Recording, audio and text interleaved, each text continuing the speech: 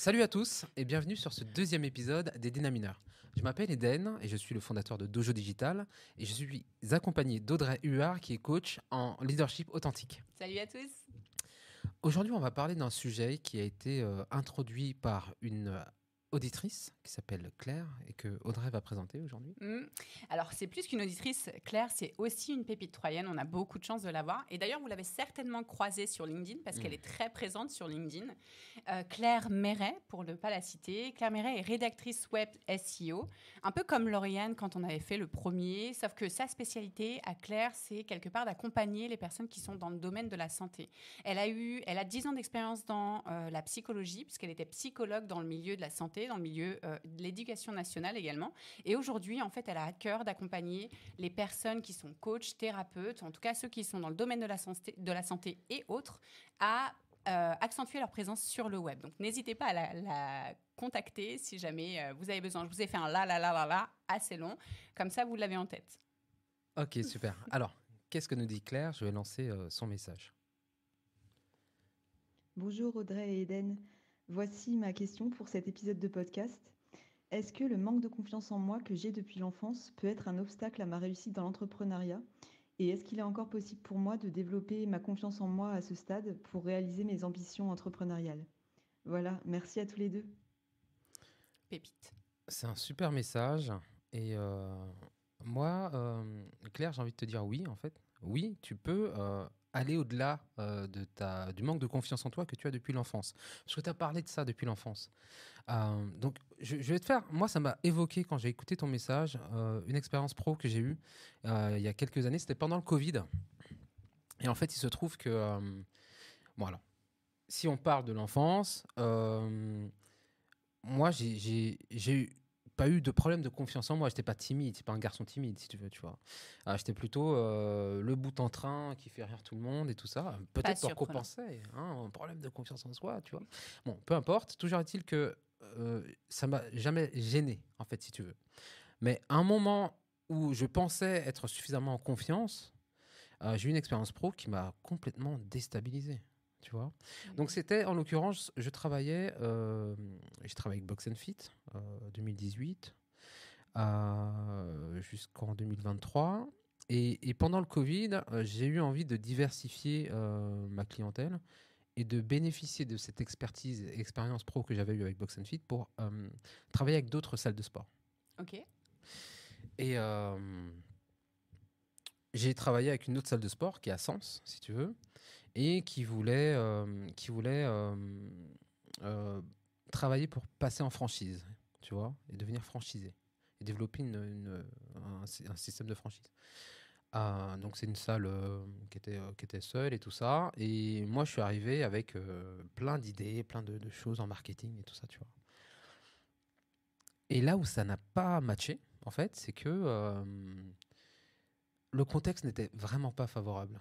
Déjà, on était en plein Covid et malgré tout ce qu'on a mis en place pour fidéliser, faire en sorte que les adhérents qui ne pouvaient plus venir à la salle continuent de payer leur abonnement, en fait. Donc, on a mis en place des groupes Facebook, des lives de sport et tout ça, tu vois, pour que les gens continuent, en fait, d'être actifs, continuent de faire du sport, même s'ils étaient chez eux, en fait, hein, tu vois. Et on n'y est pas arrivé. Donc, j'avais fait venir un ami à moi. J'avais monté une petite équipe. On était 2 sur le marketing, principalement, sur le branding, sur la stratégie de marque. Donc, on a retravaillé le site internet. On a retravaillé en fait les visuels. On a fait une vidéo de présentation du club. Mais il se trouve que malgré tous les efforts qui ont été mis, tous les moyens qui ont été mis, on n'y est pas arrivé, en fait. Et ça m'a profondément ébranlé, en fait, si tu veux. Parce que j'avais pas les résultats que je visualisais pour cette salle. Et il y a plein de raisons. Donc, c'est pas forcément... Alors là, du coup, j'ai fait l'analyse. Mais pourquoi ça n'a pas marché? Et il y a des choses... Il y a l'environnement externe et il y a l'environnement interne. Tu vois? Donc, il y a des choses que je ne maîtrisais pas, comme les collaborateurs de la salle, tu vois, qui n'avaient pas, à mon sens, qui n'avaient pas forcément le niveau pour atteindre les objectifs qu'on s'était donnés. Et pour le coup, c'était très problématique, si tu veux. Et il y avait d'autres choses. Est-ce que j'avais bien fixé mes prix? Est-ce que la rémunération ou, ou les objectifs financiers qu'on s'était fixés, est-ce que ça me convenait réellement, tu vois? Et je pense que non, j'avais très mal négocié mes prix. Et tout ça, ça m'a mis en position, tu sais, un peu de où j'étais pas vraiment centré sur moi-même, tu vois? Ouais. J'étais vraiment à côté, tu vois? Et ça, en fait, moi, on s'est séparés, on s'est dit: «Bon, on s'arrête là, en fait, parce que ça n'aboutit pas, ça n'avance pas». Et cette expérience pro, en fait, je me suis senti nul à la fin, quoi, Mm, tu vois? Et j'ai eu du mal à remettre le pied à l'étrier, si tu veux, je comprends. en me disant: «Mais est-ce que j'apporte vraiment quelque chose? Est-ce que j'ai une réelle expertise? Est-ce que je suis bon dans ce que je fais?» Tu vois? Et j'ai dû, en fait, réapprendre à me faire confiance, réapprendre aussi à décortiquer la situation, parce que c'est ça qui est important. Et là, je m'adresse aux gens qui nous regardent et qui nous écoutent. Quand vous vivez une situation similaire, vous vivez un genre d'échec, on va dire, il faut prendre le temps de se poser, de relativiser, de vous dire qu'est-ce qui était en ma maîtrise, qu'est-ce qui ne l'était pas. Et c'est pour ça que je fais la distinction entre l'environnement extérieur et l'environnement intérieur. Hyper important. Environnement extérieur, c'est tout ce que vous ne maîtrisez pas. C'est votre client, vos clients, leurs collaborateurs, enfin les gens qui sont autour, le contexte aussi social. Contexte, là en l'occurrence, moi c'était le Covid, donc c'était très compliqué. Il y a beaucoup de salles de sport qui ont dû qui ont dû mettre la clé sous la Oh porte. oui. Et là, en l'occurrence, la salle de sport que j'ai accompagnée s'en est bien sortie, même s'il y a eu des pertes financières. Mais en tout cas, elle a été reprise par une franchise, pour le coup, ce qui est assez paradoxal. Mais en tout cas, elle a été reprise par une franchise et j'ai recroisé son propriétaire. Et voilà, bon, il a réussi son opération. Mm. Et bon, je pense que le travail qu'on a fait a aidé, si tu veux, quelque part. Je ne pense pas qu'on ait travaillé pour rien. Mais en tout cas, bon, voilà, ça, c'était l'environnement extérieur. L'environnement intérieur, c'est soi. Moi, en tant qu'entrepreneur, qu'est-ce que j'ai fait de bien, de moins bien, de merdique, voilà. Et analyser ça, et relativiser aussi. Dans le sens où c'est pas de ma faute si il y a eu un putain de Covid, en fait. Tu vois? C'est pas toi qui... C'est-à-dire que c'est pas toi qui est à l'origine de ça? Non, non, j'ai pas mordu la chauve-souris. Bah, Donc, punaise. On vient d'apprendre un truc de dingue là quand même. Il n'est pas à l'origine du Covid. Oui, évidemment que tu ne l'es pas. et par contre, qu'est-ce que j'ai bien fait, qu'est-ce que j'ai moins bien fait, et c'est surtout, voilà, c'est ça, bien se connaître, Mm. tu vois. Et ça m'a appris à me dire, ok, non, là, j'ai pas été bon, en fait, et être ok avec ça. Là, par contre, j'étais bon, j'étais pertinent, j'ai apporté des choses, j'ai apporté une vision, j'ai apporté des compétences, mais ça n'a pas suffi. Ok.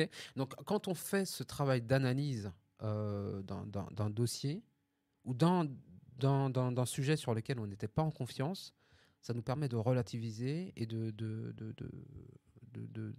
pas mettre ses œufs dans le même panier, dans le sens où ça, c'est ma responsabilité, ça ne l'était pas. J'étais pas du tout en maîtrise. Est-ce que ça résonne chez toi? Complètement, complètement. Déjà, alors, il y a un truc important que vous sachiez, on vous le redonne là, mais cette histoire-là, moi, je la découvre en même temps que vous. C'est-à-dire qu'on n'en a pas parlé avant, donc je découvre et je suis toujours autant épatée par le fait que tu sois capable de faire preuve d'authenticité et que tu te mets à nu comme ça, que tu sois en mesure de te mettre à nu devant nous.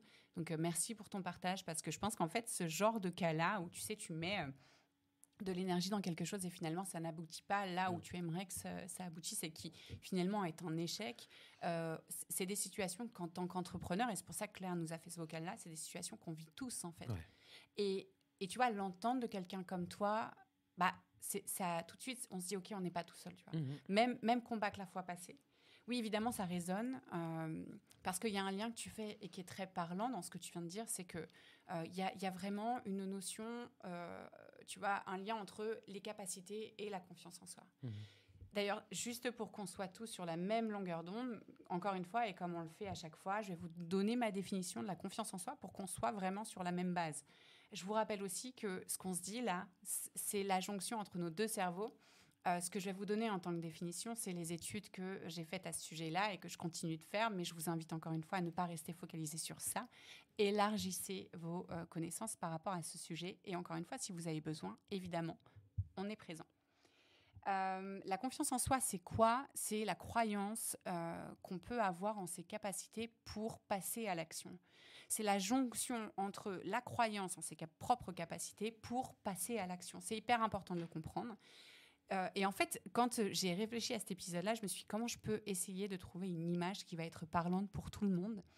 Et du coup, j'ai envie de me servir de l'image du sport. Et pour le coup, je vais me servir de l'équipe de France. En fait, la confiance en soi, vous voyez, la confiance en soi comme l'équipe de France. L'équipe de France, c'est le truc global. Mais à l'intérieur de celle-ci, vous allez retrouver des joueurs qui la constituent. Et bien, c'est pareil pour la confiance en soi. Vous avez des joueurs à l'intérieur qui ne définissent pas, finalement, qui ne sont pas l'équipe de France. Mbappé n'est pas l'équipe de France. Néanmoins, il la constitue.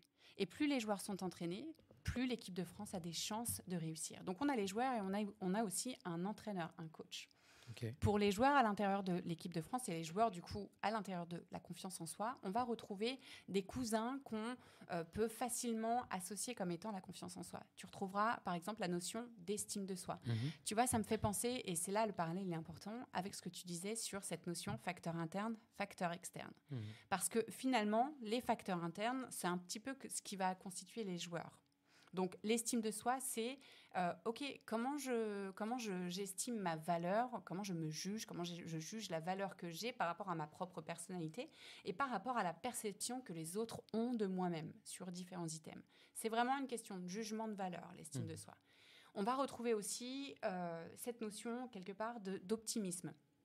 L'optimisme, c'est une interprétation, en fait. C'est cette faculté de voir un petit peu le verre à moitié plein plutôt que de le voir à moitié vide. Dans l'optimisme, on va aussi retrouver la gratitude, qui est extrêmement important. Tout ça, ça compose vraiment la confiance en soi. Pourquoi ? Parce que l'optimisme, en fait, va nous permettre de nous dire, peu importe l'issue, quelque part, ce sera forcément la meilleure. Quand on est optimiste, on a cette capacité à faire cette propre interprétation qui est importante.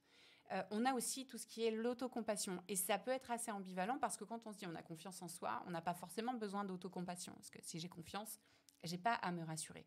Alors qu'en réalité, quand on prend le problème dans l'autre sens et qu'on se dit si aujourd'hui je suis en mesure de me dire je vais choper un défi, parce que même si je ne le réussis pas, bah, je serai en mesure de me dire hey, c'est OK.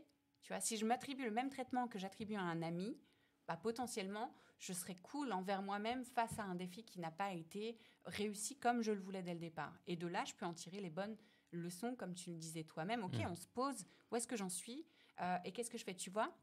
C'est hyper important parce que toi, tu as dit ce truc-là. En fait, à la fin, je me suis sentie et je me suis dit, je suis nulle, tu vois. Mais combien, franchement, aujourd'hui, combien de fois on se l'est dit ? Si tu ne te l'es pas dit, bravo. Mais en tout cas, moi, je connais très peu de personnes qui ne se sont pas dit au moins une fois, je suis nulle. Pourquoi ?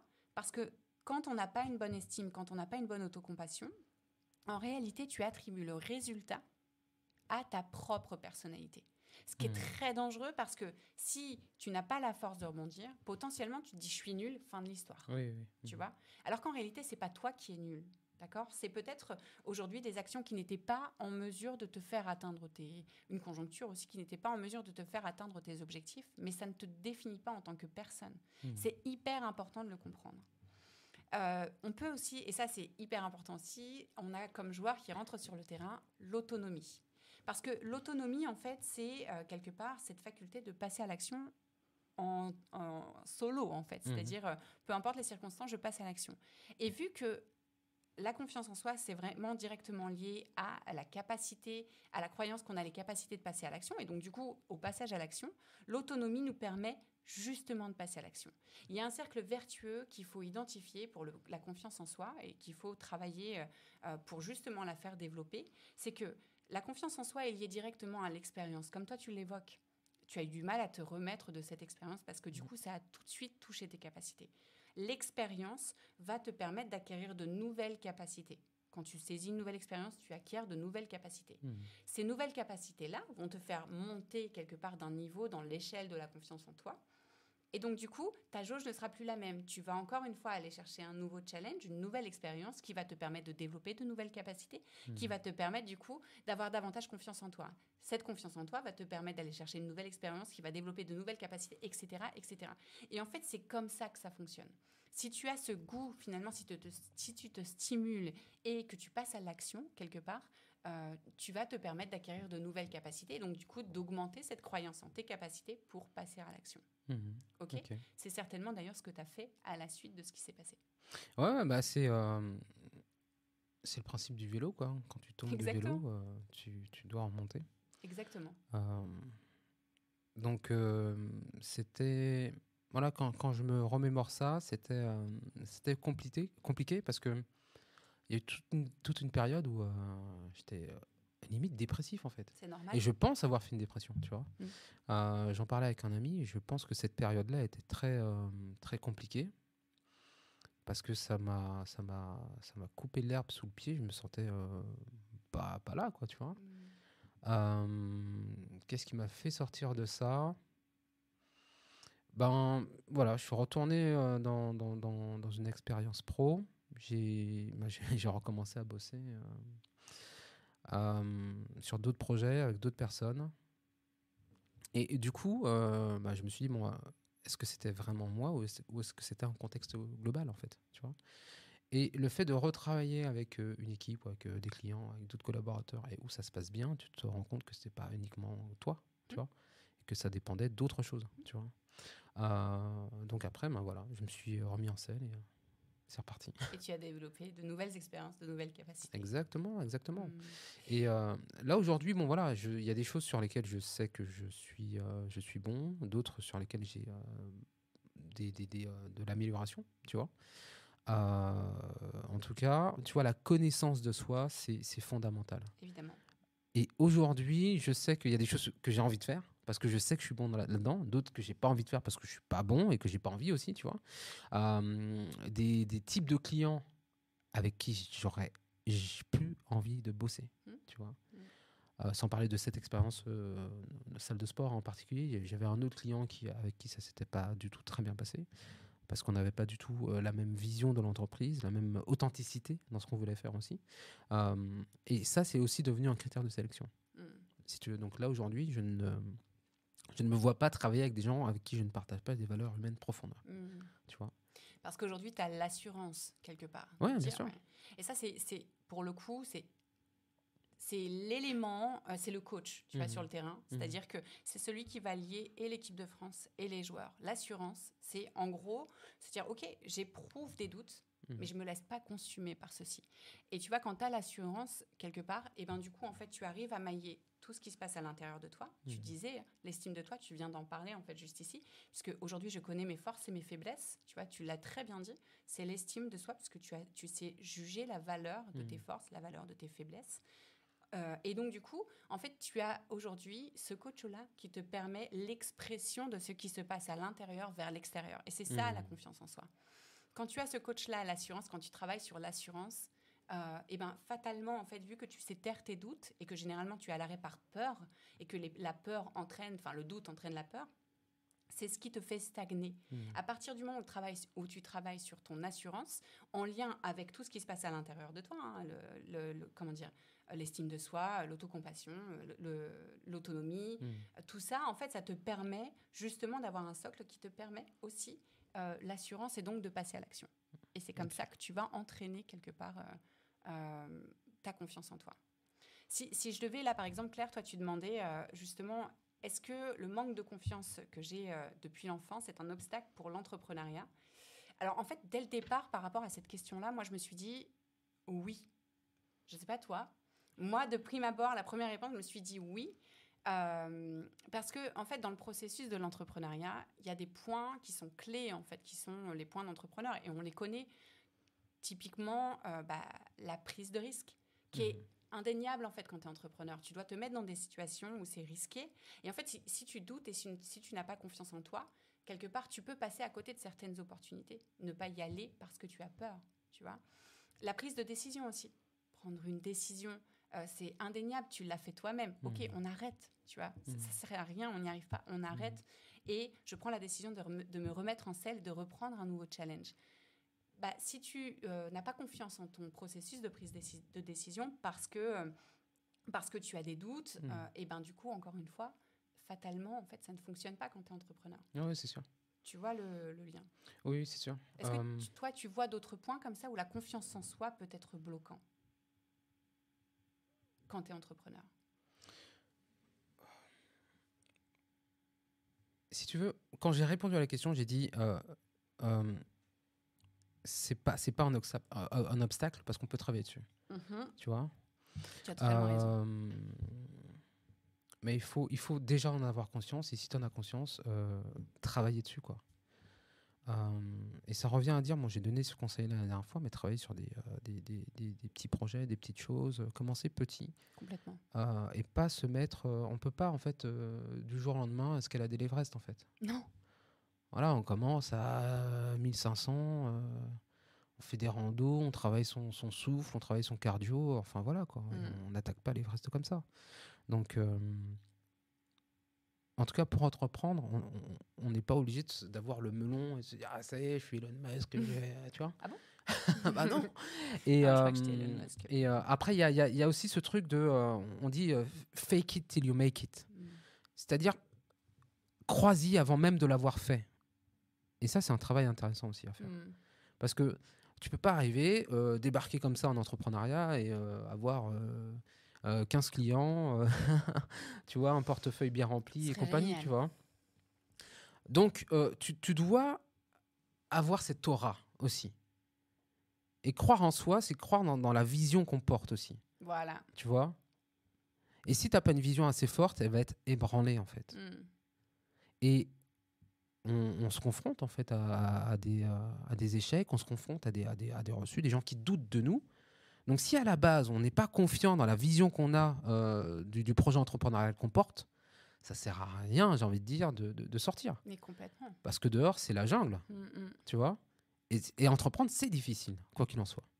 Donc, si tu ne viens pas avec quelque chose que tu te dis, quoi qu'il arrive, en fait, je vais y aller, tu n'y arriveras pas. C'est sûr.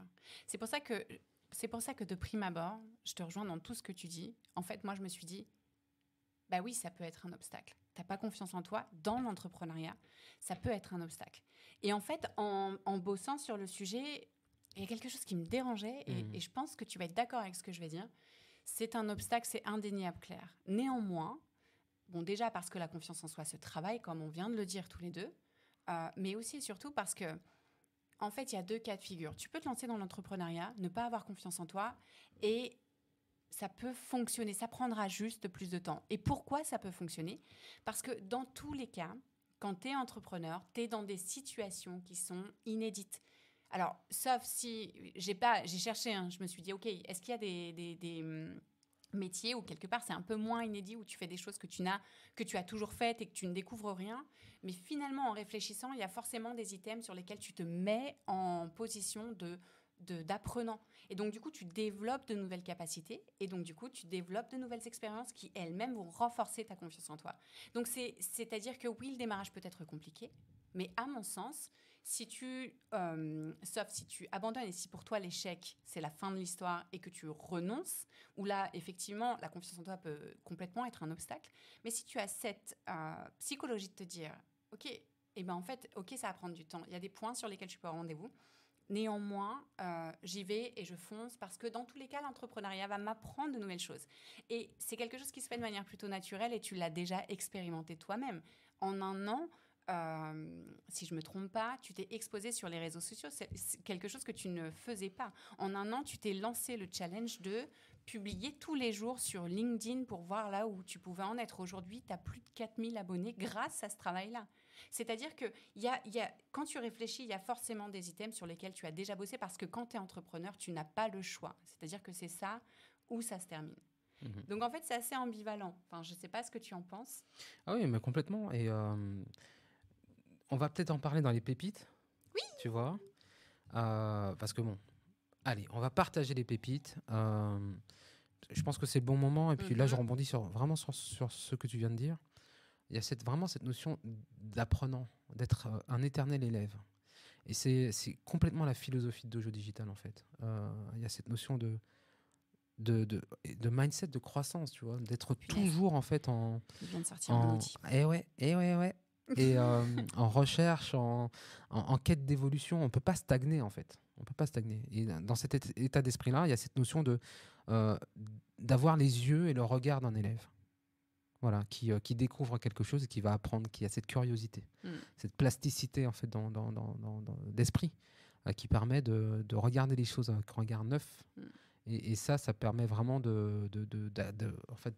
d'absorber en fait les choses et puis de de découvrir, d'apporter aussi son expérience. C'est vrai que son expérience, d'apporter quelque chose de nouveau. Donc, en termes de pépites, si je peux commencer, Oui. j'ai écouté le week-end dernier, à mon retour de vacances, un podcast qui s'appelle Sagesse stoïcienne et qui parlait de la confiance en soi. Et dans ce podcast-là, il a donné trois ressources, 3 stratégies en fait pour développer la confiance en soi. Alors, bon, ce que j'aime bien dans le stoïcisme, c'est que ça correspond aussi à l'état d'esprit de croissance, tu vois. Et c'est aussi la maîtrise de ses émotions. Et ça, c'est très important. C'est ce sur quoi je travaille. Et je vois en fait le résultat que c'est que de travailler sur ses émotions, sur ce qu'on aimait aussi. Parce que là, je reviens aussi à des choses. On peut avoir des gens qui même dans nos relations professionnelles, ou un client qui dit ouais, mais vous êtes trop cher, machin, tout ça, ou des mails qu'on peut recevoir qui nous mettent hors de nous. On a envie d'insulter la personne et de l'incendier. Mais contrôler ça, avoir voilà, ce self-control et se dire ok, cool, d'accord, c'est moi qui gère la situation, c'est ma réaction, c'est comment je gère la réaction au truc. C'est ça qui fait la différence. Et le stoïcisme, ça apprend ça. Donc, j'étais hyper intéressé, hyper curieux. Et ça, c'est vraiment des pépites, pour le coup, cet épisode. Donc, ça s'appelle Sagesse stoïcienne. Et l'épisode, c'est travailler la confiance en soi. Ou du moins, c'est laisse-moi maîtriser l'art de retrouver la confiance en soi. Et il y a 3 stratégies puissantes. Donc, la première, c'est le dialogue intérieur. Donc, c'est la petite voix dont on parle, qu'on connaît très bien quand on entreprend. T'es nul, t'es pas assez bon, blablabla. Est-ce que t'es sûr que machin? Ça apprend à nous dire, il faut qu'on l'écoute, mais que ça soit pas parole d'évangile. Et qu'on l'imagine comme notre meilleur ami qui est à côté de nous sur le canapé, mais t'es sûr que machin, t'es pas assez bon, on n'y va pas, machin, tout ça. Ok, j'entends ce que tu dis, mais j'ai des contre-arguments, tu vois. Et d'avoir ce dialogue intérieur, ça nous permet de pas trop donner d'importance à cette petite voix. Donc je vous laisse écouter l'épisode pour développer cet aspect-là. La deuxième stratégie, c'est la notion d'adaptabilité, voilà, créativité et d'empathie. Et c'est vraiment sur cet aspect d'empathie que je veux insister, parce que quand on a en face de soi quelqu'un qui s'énerve, quelqu'un qui nous énerve, et même relation pro, relation perso, peu importe. Mais on est en entrepreneuriat, donc on va parler de relations professionnelles. Bah, avant de s'emporter et avant de dire une mauvaise chose ou de penser une mauvaise chose, se dire mais qu'est-ce que vit cette personne-là? Et ça se trouve, en fait, elle est dans la phase la plus down de sa vie, elle est au fond du trou, et c'est dans notre interaction, ça va soit la descendre, soit la faire monter. Donc, avant même d'émettre un jugement, avant même de faire une action qu'on pourrait regretter, c'est se dire mais qu'est-ce que vit cette personne, et est-ce que j'ai suffisamment d'empathie en fait pour comprendre la dynamique dans laquelle elle est. Et ça nécessite d'être en écoute, ça nécessite d'être aware, comme dirait Van Damme. Mais il est génial. Ah oui, il est génial. Jean-Claude, si tu nous écoutes. De son doux prénom. Et je vous laisse creuser cette partie-là aussi. Et la troisième, c'est l'action vertueuse. Et donc, l'action vertueuse, c'est privilégier l'action la plus intègre aussi. Et moi aussi, c'est ce que je m'efforce de faire, déjà avec les gens avec qui je travaille, avec les clients que j'ai. Donc, oui, c'est ça. Donc, c'est toujours chercher. En tout cas, moi, c'est ma direction. Tu vois, c'est comme ça que j'ai envie de diriger ma vie. Et ça peut pas en fait se dissocier du perso et du pro. Bien en fait, sûr. tu vois, les deux sont liés. Et forcément, dans les actions que je fais, j'essaie pas de rouler ou d'être machin. J'essaie d'être juste et selon mes valeurs, en fait. Tu vois. Pourrait-on dire authentique? Authentique. Et voilà, Wow. on l'a dit. Donc voici les pépites que je partage. En tout cas, moi, ça m'a conforté en fait dans certaines pensées que j'avais, dans ma façon de faire, et de me dire bah, c'est cette voie-là en fait que j'ai envie de suivre. Je trouve ça génial.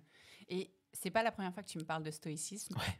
Mais honnêtement, si vous avez l'occasion, engager une discussion avec Eden sur ça. Il est passionnant en général, mais quand il parle de stoïcisme, c'est juste dingue. Là, vous avez un échantillon, mais croyez-moi, ça vaut le détour.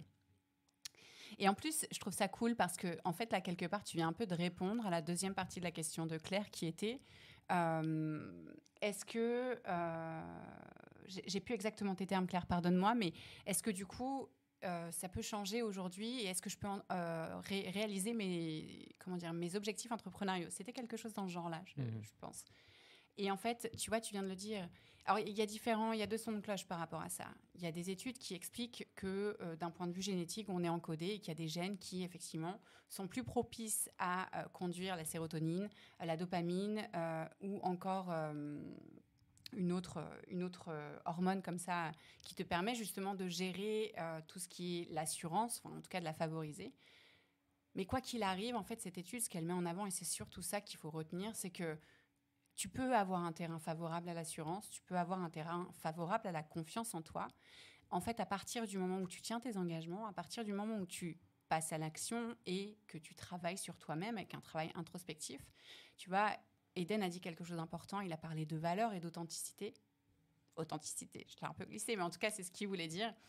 Et bien en fait, c'est ça. C'est-à-dire que tu as l'opportunité de tout changer aujourd'hui. C'est une réalité. Ça ne veut pas dire que tu es moins bien, pas du tout. C'est juste qu'il faut que tu conscientises que la personne que tu es aujourd'hui est aujourd'hui la meilleure version que tu puisses être. Mais tu peux encore évoluer. On est justement des êtres humains, donc on est favorable à l'évolution et au développement. La confiance en soi en fait partie. Et je vais en profiter pour donner mon outil pépite qu'Eden a introduit aussi, parce qu'effectivement, il y a plein de points communs entre les deux. Et si tu as suivi ma conférence sur ce sujet-là, ça va être redondant pour toi, désolée, mais je te le redonne. Moi, mon outil pépite par rapport à ça, c'est le mindset de croissance. Je vais rapidement définir ce qu'est le mindset de croissance. C'est Carol Dweck, du coup, qui a écrit un livre, d'ailleurs, si vous voulez, qui s'appelle « Oser réussir », si toutefois vous voulez le lire. Mais Carol Dweck, en fait, a mené une étude sur plusieurs années avec une équipe qui a permis de mettre en lumière qu'il existait deux mindset, en l'occurrence, qui était celui de l'état d'esprit, parce que mindset veut dire état d'esprit fixe et état d'esprit de croissance. État d'esprit fixe, on est sur une croyance, les deux sont basés sur des croyances, on est sur une croyance que chaque capacité, c'est là où tu peux faire le lien facilement avec la confiance en soi, chaque capacité est innée, immuable et qu'en fait, on est comme ça. Typiquement, ce sont des personnes que tu vas pouvoir entendre, donc peut-être toi-même, tu peux le dire. Moi, je suis nulle en maths. En même temps, ma mère était nulle en maths, mais je crois que ma grand-mère aussi. En fait, c'est générationnel. On est vraiment nulle en maths dans ma famille. C'est comme ça et ce sera toujours comme ça. À l'inverse, l'état d'esprit de croissance est un état d'esprit où finalement, on est convaincu que chaque capacité peut s'acquérir avec l'effort, le travail et que du coup, si je suis nulle en maths en fait à un moment, ok, c'est une photo actuelle, mais comment je vais pouvoir mettre en place une stratégie qui va me permettre d'apprendre et d'acquérir une nouvelle capacité. Ce qu'elle met en avant aussi par rapport à cette étude, c'est qu'il existe 5 zones qui te permettent quelque part de changer ta psychologie et du coup d'atteindre plus facilement tes résultats, tes objectifs. Et ces 5 zones-là, en fait, la première va être les capacités, c'est-à-dire, Eden l'a dit, hein, le premier pas, c'est la prise de conscience. Quand je te donne ça, pose-toi la question. Où est-ce que j'en suis par rapport à ça? Quel état d'esprit est le mien? Est-ce que je suis plutôt dans un état d'esprit fixe ou plutôt dans un état d'esprit de croissance? Puisque tout peut bouger avec le travail, mais ça ne bougera que si tu conscientises. Donc, au niveau des capacités aujourd'hui, ce qui est le premier item, comment tu te situes? Quel est l'état d'esprit? Est-ce que tu es plutôt à te dire moi, je suis né avec telle capacité, fin de l'histoire? Ou alors, est-ce que tu es plutôt à te dire aujourd'hui, quand il me manque une capacité, je sais fournir de l'effort, du travail pour aller la chercher?